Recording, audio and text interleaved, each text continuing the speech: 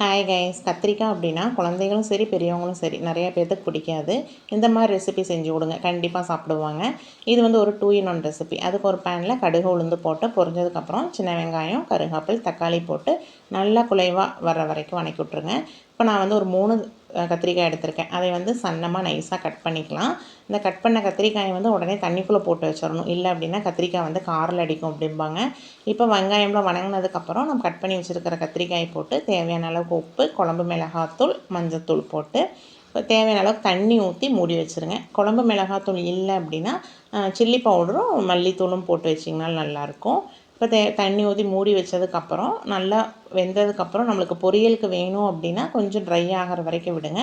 இல்லை சாப்பாட்டோடு போட்டு சாப்பிட்ணும் அப்படின்னா கொஞ்சம் குலைவாக இருக்கையில் கொஞ்சம் தேங்காய் போட்டு இறக்கிட்டிங்க அப்படின்னா சூப்பரான கத்திரிக்காய் வறுவல் வந்து ரெடி ஆயிரும். அது கண்டிப்பாக ட்ரை பண்ணி பாருங்கள்.